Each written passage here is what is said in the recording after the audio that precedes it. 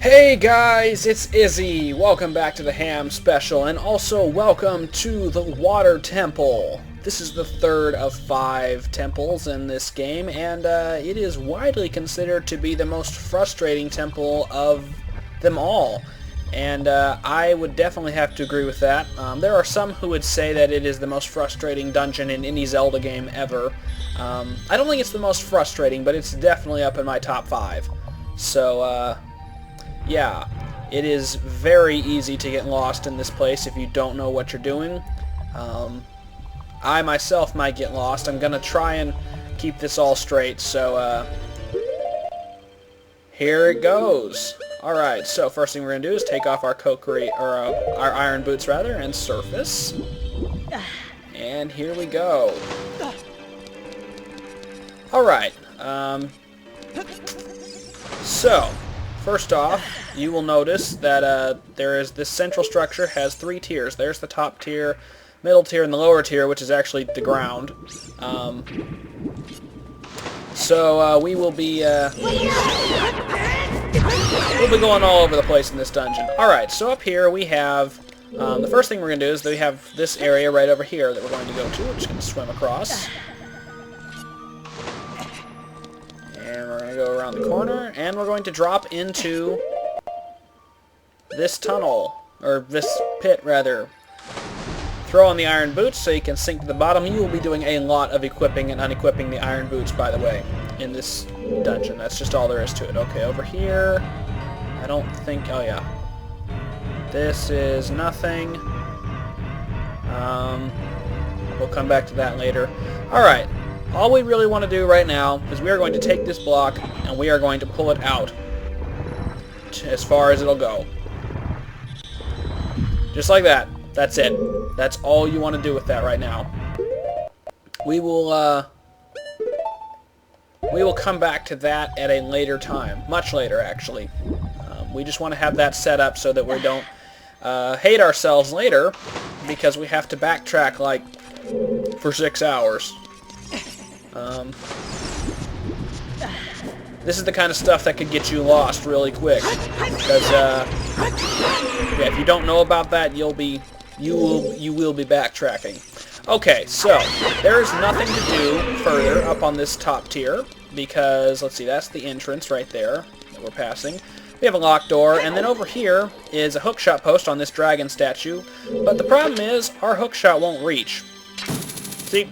So we'll have to find a way to correct that at a later time. Alright, so nothing else to do up here but drop down.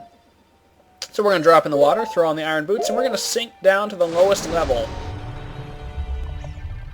We'll be spending a lot of time underwater in this dungeon.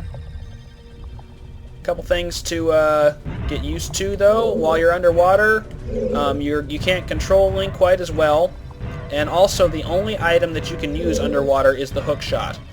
I don't know why. I really don't. But, it's just, it is what it is. Alright, so we're going to go around this corner, and look who it is! It's Rudo. Our fish woman fiancé. Yeah. Which is still a really creepy thought. Yeah, I'm Link. Okay. Oh, great. She never forgot. That would be too good to be true if she had forgotten. Dang. Oh, well. And now she's scolding us again.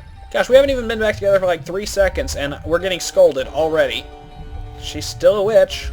Still a witch. Yeah, now's not the time to talk about that. Just like it wasn't the time to talk about, have a man-to-man conversation, it is not the time to talk about love. Alright. So, oh, thanks, Sheik. Sheik saved her. That's all. The only one he saved.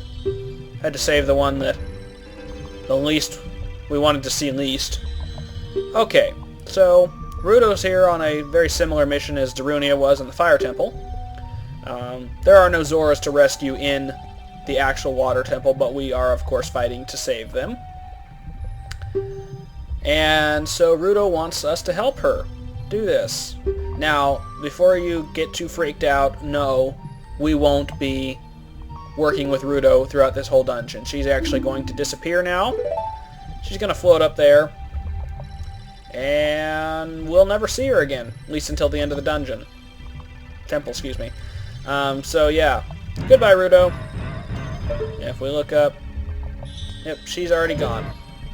Okay, so what we're going to do is we're going to take off our Kokiri boots. We are going to follow her, though. We're going to go up where she went.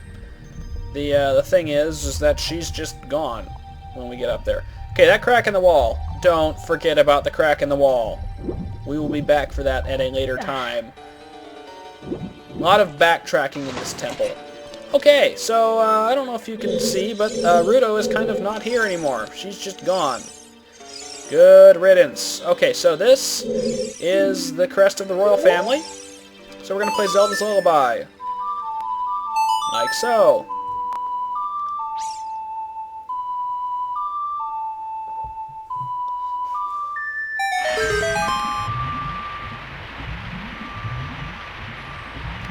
And that causes the water level to lower.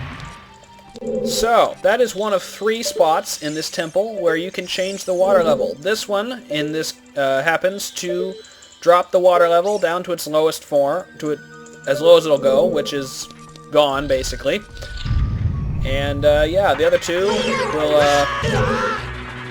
bring them up to different levels. Okay, so these spike ball guys, what you have to do is you have to stun them with your sword, and not get hit by them in the process.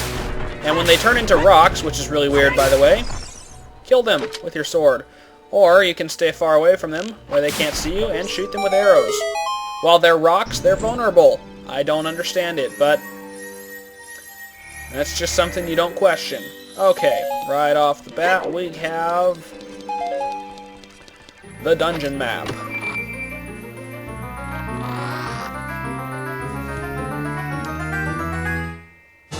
Voila! We have the dungeon map. Alright, time to leave. Okay, so nothing to do up here except drop down into the now not flooded room down here. So now this torch is magically lit, and we need to light these other 2 torches. How that one managed to light and not these is beyond me, but hey, you know, whatever. So, what we're going to do is, if you remember from the Forest Temple, when you shoot an arrow through fire, it catches fire, and we can use it to light the torches. Now, hopefully, I do better this time than I did in the Forest Temple. There we go. That wasn't too bad. Okay. Let's break this pot.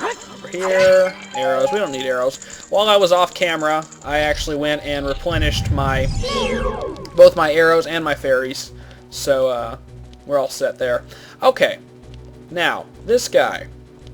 This shell thing. When you get too close to it, it will open up, and you'll have just a split second to kill it. And then it'll come flying at you if you don't kill it in time. So what we're going to do is we're going to cock our arrow right now. Get over here. Come on. There we go. Got it. If he comes charging after you, he'll come hopping after you. If you take too long, just back away. Don't try and fight him. The only way you can hurt him is when he opens his, you know, it's a shell blade. I know it's a shell blade. Thank you, Navi. Shell blade. Okay. Killed them all. They're pretty simple. They're actually a little bit more kind of tougher underwater because you have to use the hook shot. And when they hop after you underwater, they actually fly at you because of the fact that it's underwater.